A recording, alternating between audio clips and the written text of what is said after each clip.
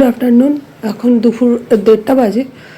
একটা ছোট্ট কথার জন্য ভিডিওটা, আসলে আমি সকাল থেকে নলেজেবল ছিলাম না ওয়াইটির সাথে। কাল রাতে একটা ভিডিও করে দিয়েছি রূপাকে নিয়ে, তারপর আর শরীর খারাপ বলে আমি ইউটিউবে সেরকম ছিলাম না। তো একটু আগে সব ঘটনা জানলাম যে কাল সঞ্জয়ের একটা লাইভ, আমি বিগত বেশ কয়েক দিন মানে কয়েক মাস আমি সঞ্জয় লাইভে থাকতে পারি না। যাই হোক, শুনলাম সঞ্জয়কে ম্যান্ডি একটা খুব বাজে কেস দিয়েছে। ধিক্কার জানাই ম্যান্ডিকে, ধিক্কার জানাই ম্যান্ডির মতো ইউটিউবারকে।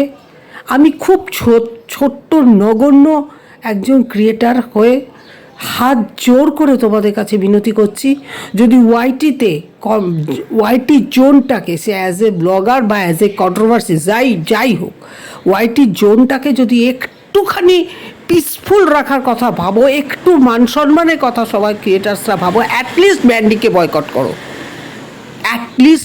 ম্যান্ডিকে বয়কট করো। সঞ্জয়ের ওপর কোনো কারণে তার রাগ হতে পারে, অনেক কিছু তার ওয়ে আছে। প্রথম কথা, আমি কেসের ডেড এগেনস্টে। যা কথা সঞ্জয় বলেছে, ভালো বলুক মন্দ বলুক, ভার্চুয়ালি বলেছে, ভার্চুয়ালি কোনো কথার এগেনস্টে এইরকম কেস হয় না। আমি সঞ্জয়কে রিকোয়েস্ট করবো ভিডিওর মাধ্যমে, তুমি মানহানির মামলা করো সঞ্জয়, তুমি জিতে যাবে ভাই, তুমি জিতে যাবে। এইটুকু আমি রিকোয়েস্ট করব।